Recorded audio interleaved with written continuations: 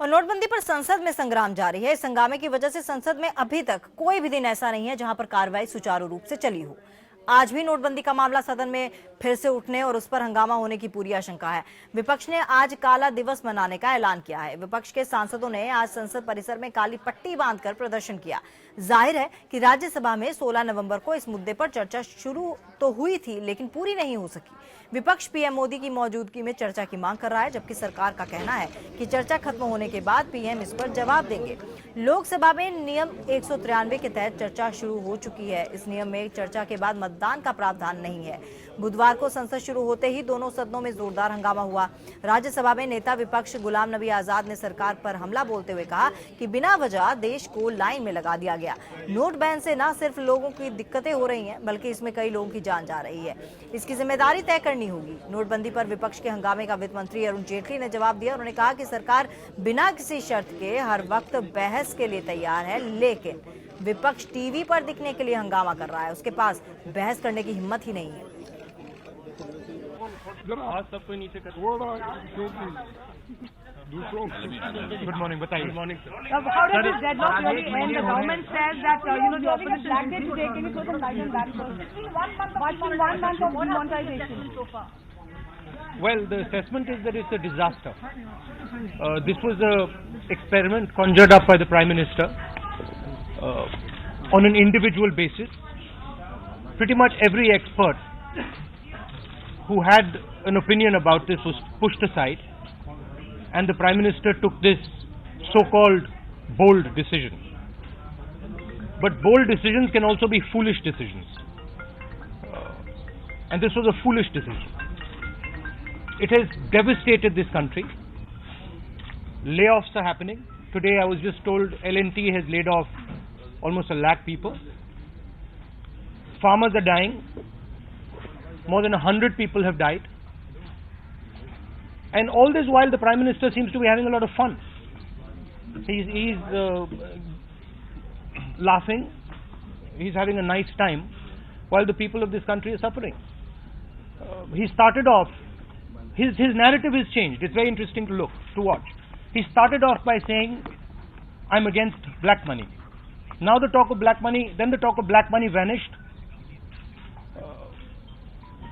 Huge amount of black money was supposed to be coming back and then given to the poor. That talk has now vanished. So the government is panicking. After black money, he went to terrorists.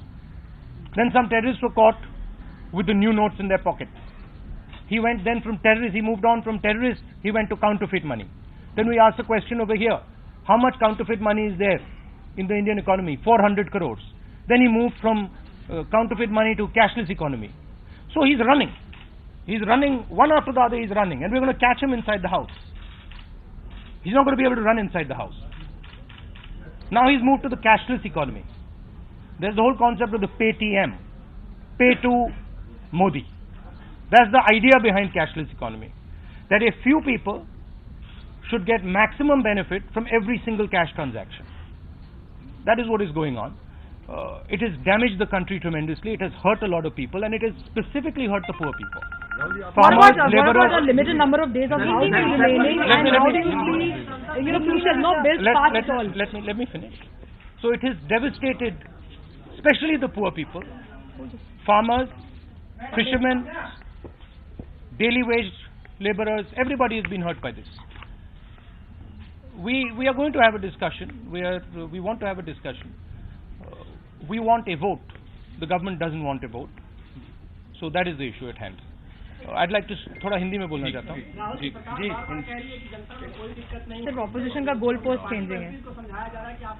और आप कह रहे हैं कि मुक्ता पोल declare लोगों के हित में. और शंकर अडवाणी जी ने भी इस बात पे जाहिर किया है अपना गुस्सा कि सदन नहीं चल रहा, सदन नहीं चल पा रहा, ऑपोजिशन और सरकार. उन्होंने स्पीकर और पार्लियामेंट्री अफेयर्स मिनिस्टर पे ये टारगेट. देखिए, ये 1 महीने पहले प्रधानमंत्री ने एक फाइनेंशियल एक्सपेरिमेंट अपने आप बिना किसी एक्सपर्ट से पूछे अपने आप कर डाला. इस एक्सपेरिमेंट का जबरदस्त नुकसान हिंदुस्तान के गरीब लोगों को हुआ. किसानों को बीज बोने का पैसा नहीं मिला. पूरी कोस्टल बेल्ट पे मच्छी मारो की आमदनी ठप हो गई। अभी मैंने कहा लार्सन एंड टूब्रो ने 1 लाख से ज्यादा लोगों को बाहर निकाला है, अनएम्प्लॉयमेंट बढ़ रहा है। किसी ने कहा कि यह प्रधानमंत्री का बहुत बोल्ड डिसीजन है। यह बोल्ड डिसीजन नहीं है, यह बिल्कुल बेकार डिसीजन है। बिना सोचे समझे प्रधानमंत्री ने ये काम किया है और इससे पूरे देश को जबरदस्त नुकसान हुआ है। अब देखिए, जब बात शुरू हुई थी प्रधानमंत्री काले धन की बात कर रहे थे कि काला धन वापस आएगा और हम उससे वो पैसा हम किसानों को देंगे। वो बात बंद हो गई। आज आरबीआई ने कहा कि 11.5 लाख करोड़ वापस आ गए हैं और लगता है कि पूरा का पूरा पैसा वापस आ जाएगा। काले धन के बाद प्रधानमंत्री आतंकवाद के ऊपर गए, दौड़ के गए, कहा कि भैया ये आतंकवाद के खिलाफ डिसीजन था।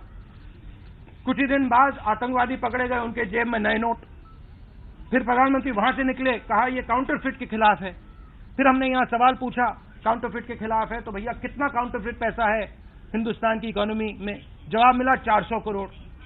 फिर प्रधानमंत्री काउंटरफिट से भागे, कैशलेस इकोनॉमी में गए, कहा भैया देखो हम कैशलेस इकोनॉमी लाना चाहते हैं। कैशलेस इकोनॉमी से किसको फायदा होगा? कैशलेस इकोनॉमी से 2, 3, 5 कंपनीज को फायदा होगा जो हर ट्रांजैक्शन पे कमीशन लेंगे। तो एक के बाद एक प्रधानमंत्री भाग रहे हैं। हम चाहते हैं कि इस लोकसभा में, राज्यसभा में वो आके बात करें और यहां पे हम उनको भागने नहीं देंगे। यहां पे पकड़ के हम उनको पूरा का पूरा समझा देंगे। आज राज्यसभा में उनकी बहुत ड्यूटी